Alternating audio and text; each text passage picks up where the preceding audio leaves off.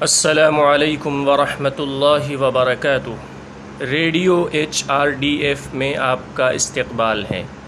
اللہ کے بندوں کی ایک اور خوبی یہ ہے کہ وہ رات بیہودہ باتوں یا تفریح میں نہیں گزارتے، بلکہ زیادہ تر رات اللہ کی عبادت میں گزارتے ہیں۔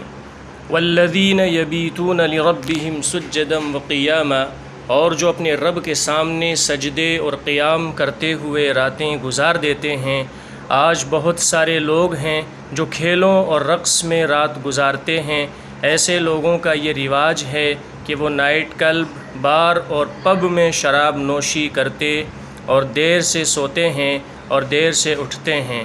ان کا موقف یہ ہے کہ ایک ہی زندگی ہے، اس کو خوب مزے سے جیو، برائی ان کے لیے کوئی مسئلہ نہیں ہے۔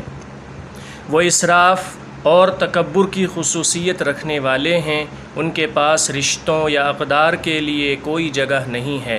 وہ ملک، گھر اور خاندان کے لیے بہت بڑی تباہی کا سبب بنتے ہیں۔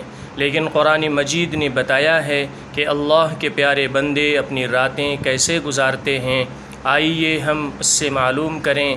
ایک جگہ قرآن مجید کا ارشاد ہے، کانوا قلیلا من اللیل ما یہجعون وبالاسحار هم یستغفرون۔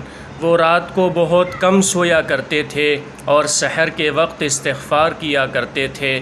تتجافى جنوبهم عن المضاجع يدعون ربهم خوفا وطمعا۔ ان کی کروٹیں اپنے بستروں سے الگ رہتی ہیں، اپنے رب کو خوف اور امید کے ساتھ پکارتے ہیں۔ حضرت صلی اللہ علیہ وسلم نے ہمارے لیے راتوں کی نماز کو ایک بہت ہی اہم عمل کے طور پر تجویز کیا ہے۔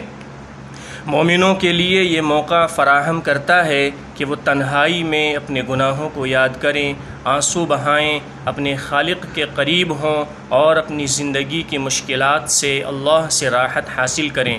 آپ صلی اللہ علیہ وسلم نے فرمایا، فرض نماز کے بعد سب سے بہتر نماز رات کی نماز ہے۔ ہم گھر میں رات کو ٹیلی ویژن اور سوشل میڈیا پر بیکار پروگرام دیکھتے ہوئے گزار دیتے ہیں۔ ہمیں یہ سوچنے کی ضرورت ہے کہ کیا ہم اللہ کے پیارے بندوں میں شامل ہیں یا نہیں۔ آئیے ہم اللہ کے پیارے بندے بننے کی کوشش کریں۔ اللہ تعالیٰ توفیق عطا فرمائے، آمین۔